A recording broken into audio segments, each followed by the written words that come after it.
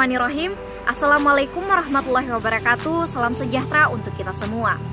Perkenalkan, nama saya Andi Salsabila dari kelompok Plato mata kuliah dasar-dasar filsafat klasik, program studi ilmu sejarah, Fakultas Ilmu Budaya Universitas Hasanuddin angkatan 2021.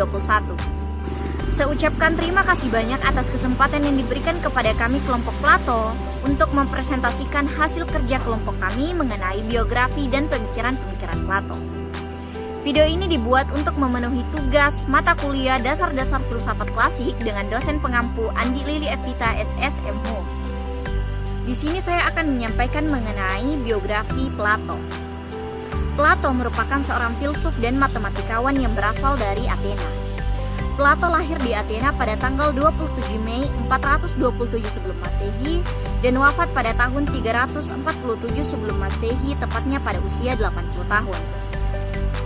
Plato merupakan seorang filsuf yang terkenal di Yunani klasik. Ia merupakan pendiri akademik lembaga perguruan tinggi pertama di dunia barat. Tepat pada usia 20 tahun, Plato menjadi murid dari Socrates. Bisa kita ketahui bahwa Plato ini merupakan murid setia dari Socrates. Tetapi Plato tidak sepenuhnya puas atas pengetahuan-pengetahuan yang ia peroleh dari Socrates. Itu sebabnya ia bertekad untuk menyempurnakan dirinya dalam bentuk kebijaksanaan yang teramal. Kemudian, Plato berdedikasi atas hidupnya mengenai penemuan kebenaran. Setelah ia berdedikasi atas hidupnya mengenai penemuan kebenaran, Plato memutuskan mengembara ke berbagai negara dimanapun kebijaksanaan dapat ditemukan. Halo, perkenalkan saya Siti Khairia Jamaluddin dengan NIM F0612111032.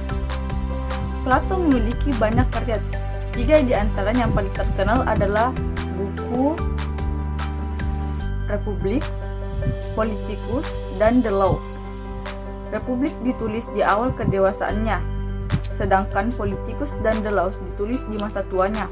Di antara ketiga buku itu, Republikan yang paling terkenal dan diakui sebagai hasil seni sastra yang paling agung dan merupakan karya manusia yang terbesar yang pernah ditulis oleh seorang filsafat.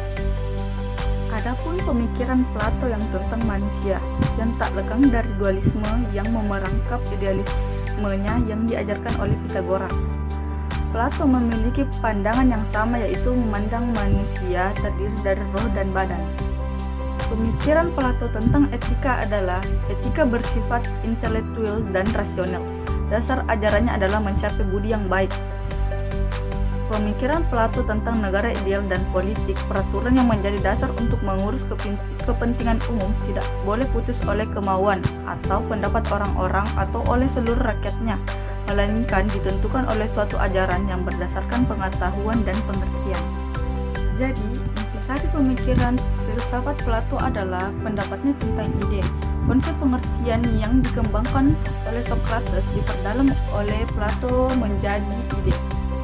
Ide itu berbeda sekali dengan pendapat orang-orang. Berlakunya ide itu tidak tergantung kepada pandangan dan pendapat orang banyak. Ide timbul semata-mata dari kecerdasan berpikir. Pengertian yang dicari dengan pikiran adalah ide. Ide pada hakikatnya sesuatu yang sudah ada. Assalamualaikum warahmatullahi wabarakatuh. Perkenalkan, nama saya Irham. Saya akan menjelaskan mengenai pemikiran dari Plato tentang ajaran tentang jiwa. Jadi Plato ini menganggap bahwa jiwa itu sebagai pusat atau intisari kepribadian manusia. Dalam anggapannya tentang jiwa, Plato tidak saja dipengaruhi oleh Socrates, tetapi juga oleh Orfisme dan mazhab Pythagorean. Dengan mempergunakan semua unsur itu, si Plato ini menciptakan suatu ajaran tentang jiwa yang berhubungan erat dengan pendiriannya mengenai ide-ide. Dalam ajaran-ajaran tentang jiwa terdapat beberapa bagian. Yang pertama mengenai kebakaan jiwa. Jadi si Plato ini berkeyakinan teguh bahwa jiwa manusia itu sifatnya baka. Keyakinan ini bersangkut paut tentang ajarannya mengenai ide-ide. Dalam dialog-dialognya, Plato ini seringkali merumuskan argumen-argumen yang mendukung pendapatnya tentang kebekaan jiwa. Salah satu argumen terpentingnya ialah antara kesamaan yang terdapat antara jiwa dan idea-idea. Itu adalah yang pertama. Yang kedua ini mengenal sama dengan mengingat. Jadi menurut Plato, jiwa itu bukan saja bersifat baka, dalam arti bahwa jiwa tidak akan mati pada saat kematian badan atau immortalial, melainkan juga bersifat kekal karena sudah ada sebelum hidup di bumi ini. Sebelum bersatu dengan badan, jiwa sudah mengalami suatu praeksistensi di mana ia memandang idea-idea. Plato berpendapat bahwa pada ketika itu tidak semua jiwa melihat hal yang sama. Ada jiwa-jiwa yang melihat lebih banyak daripada jiwa-jiwa yang lain. Tetapi biarpun hanya sedikit saja, tiap-tiap jiwa mesti telah melihat sesuatu dalam kerajaan idea itu sendiri.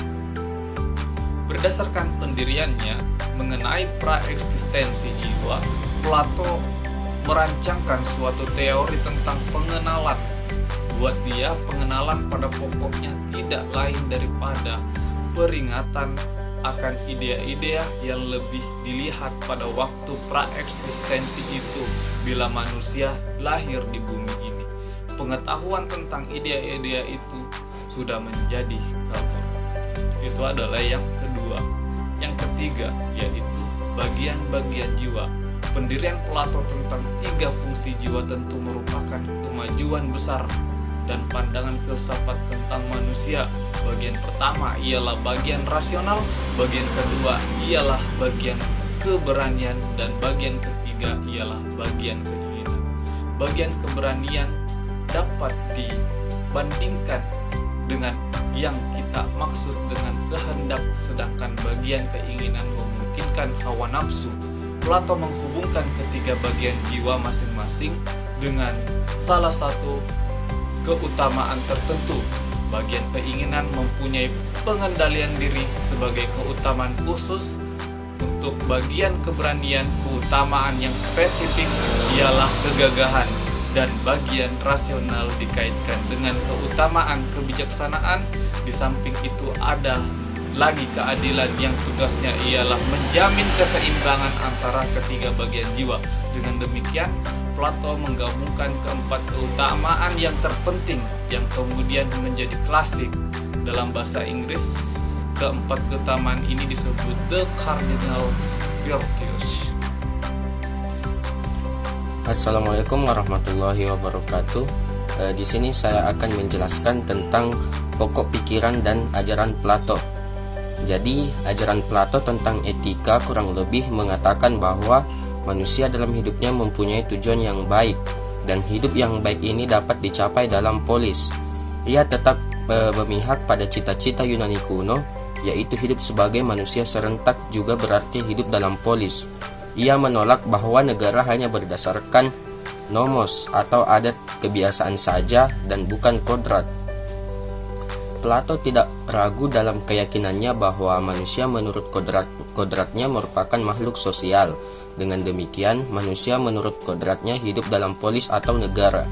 Menurut Plato, negara terbentuk atas dasar kepentingan yang bersifat ekonomis atau saling membutuhkan antara warganya. Maka terjadilah suatu spesialisasi bidang pekerjaan, sebab tidak semua orang bisa mengerjakan semua pekerjaan dalam satu waktu.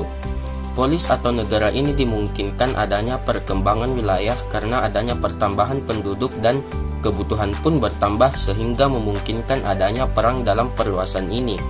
Dalam menghadapi hal ini, maka di setiap negara harus memiliki penjaga-penjaga yang harus dididik khusus.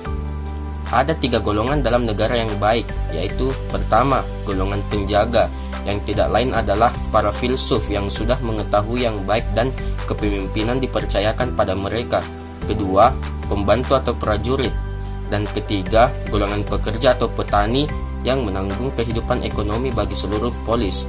Plato tidak begitu mementingkan adanya undang-undang dasar yang bersifat umum, sebab menurutnya Keadaan itu terus berubah-ubah dan peraturan itu sulit disamaratakan. Itu semua tergantung masyarakat yang ada di polis tersebut.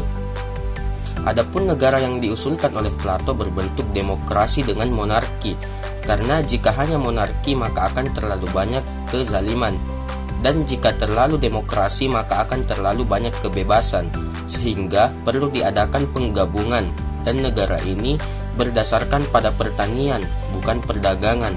Hal ini dimaksudkan menghindari nasib yang terjadi di Athena. Mungkin itu saja yang dapat saya paparkan. Terima kasih.